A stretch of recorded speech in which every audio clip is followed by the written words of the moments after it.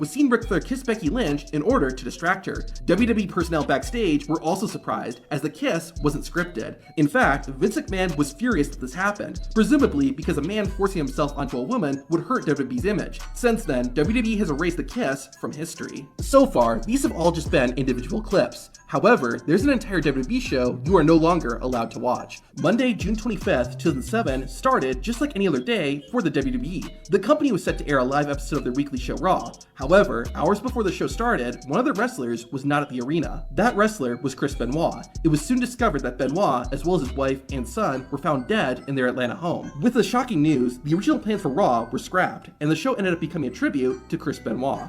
I hope as you watch this, you appreciate that everything that Chris Benoit has done. Wrestlers and other WWE personnel shared memories of Chris Benoit as a wrestler and friend.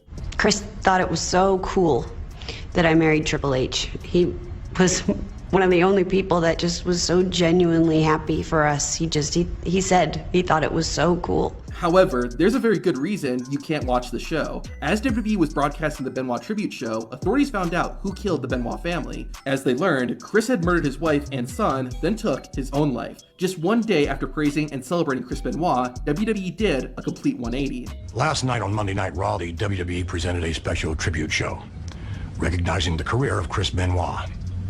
However, now some 26 hours later, the facts of this horrific tragedy are now apparent.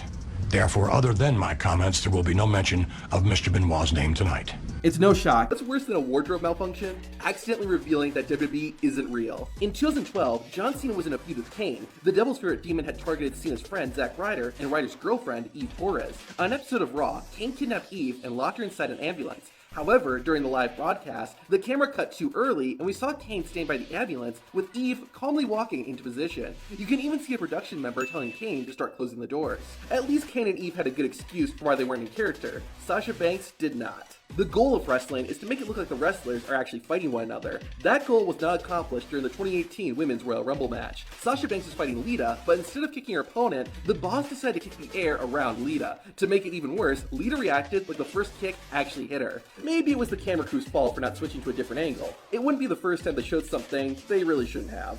At Clash at the Castle in 2022, WWE was showing close-up shots of some of the fans. However, one fan was wearing a shirt that said, "Better Dad than Chris Benoit." Chris Benoit was the WWE wrestler who murdered his wife and son and killed himself, and WWE does their best never to mention his name. These moments were not supposed to happen at Survivor Series 2025. As Survivor Series opened up with weirdly Michael Cole saying just one word and then being muted. This was kind of confusing to many fans watching at home, but it appeared that this was down to an ad read, but there are mixed reports on whether there were audio issues with the live broadcast. But Io Sky is usually a name that can avoid botches. However, at Survivor Series War Games, she had a rather awkward blunder. Sky would go for a springboard move off the ropes, but she slipped. But thankfully, due to Sky being one of the best pro wrestlers in the world, she was able to save the spot and turn it into a new move. The botch was directly called out by Michael Cole on commentary, and Cole would directly reference how the former world champion was able to save the spot. But WWE would also deliver a spot which would see Becky Lynch get her face pressed against the cage.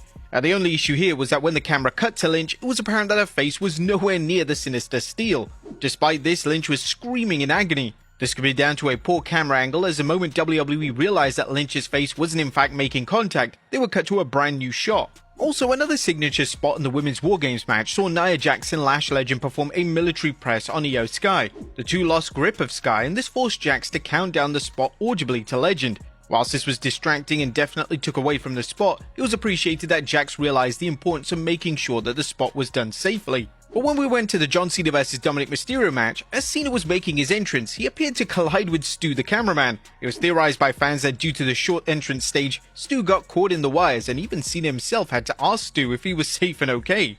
But during the match, WWE would run an angle where it appeared that Dirty Dom was legitimately hurt, and they would copy and paste the real-life injury that Penta suffered on Raw, and it was presented as if the match was about to be called off. This was of course all a ruse, but the weird thing was that Mysterio didn't actually land on his shoulder, and the replays of the spot highlighted this. Therefore, it was apparent that the entire spot was a total work.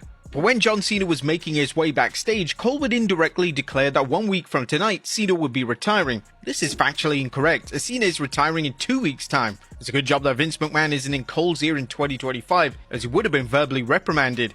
Probably the biggest botch in the night was in the men's War Games match, but this one was truly terrifying. Braun Breaker would take a doomsday device, but when he landed right on his neck. There was immediate concern for Breaker, and the audible worry from the WWE commentary team definitely ramped up the fears. The camera would immediately cut away from Breaker so the medical team could check him out.